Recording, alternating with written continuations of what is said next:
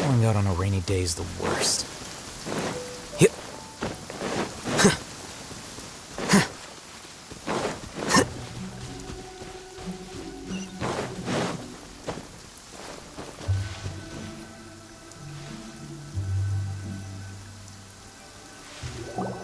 Byron said the strange tune was coming from around here, right?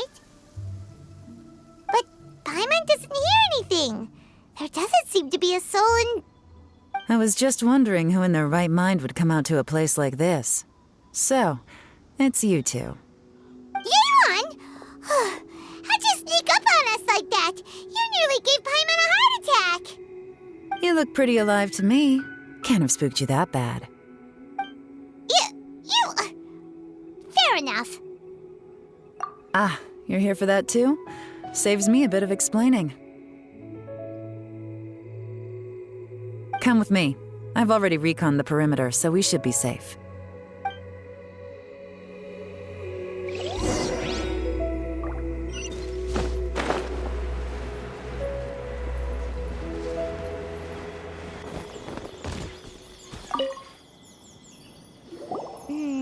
The stuff by the door is in pretty good condition, though. It can't have been too long ago that someone was last living here.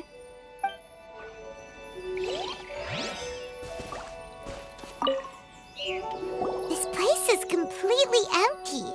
There's nothing valuable left here at all.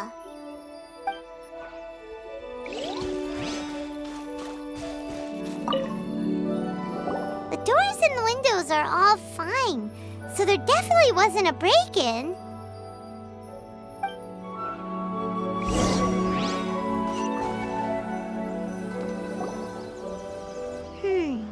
How strange. It looks like it's been looted, except for the fact that there's no sign of a...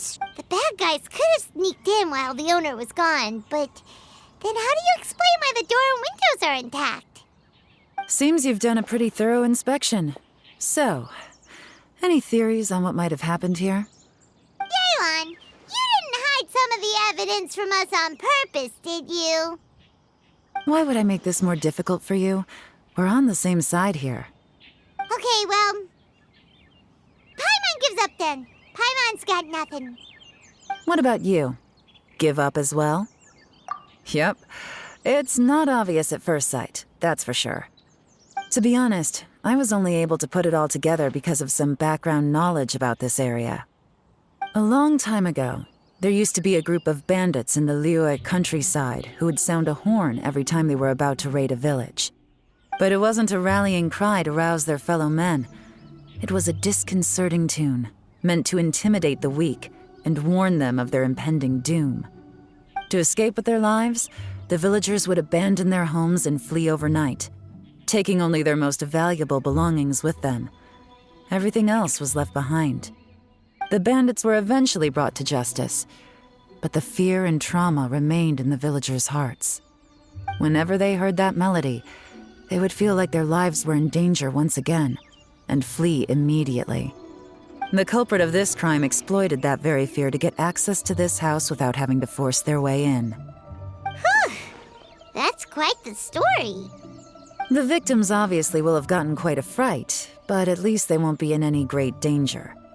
The important thing now is to find this copycat criminal. On any other day, that'd probably be a good idea. Unfortunately, it's not gonna work today. Take a look around and you'll see what I mean.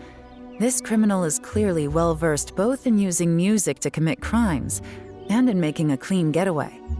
Not only did they stay off the muddy road to avoid leaving footprints, it looks like they were also careful not to bring any gadgets with so much as a trace of elemental energy. Evidently, they were intent on keeping even the most experienced investigators off their trail. Unfortunately for them, I'm one of the best trackers in the business.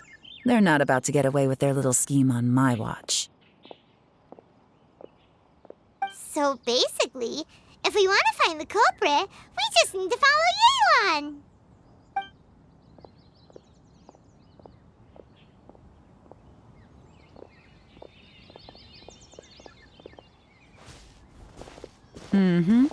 As long as you can keep up.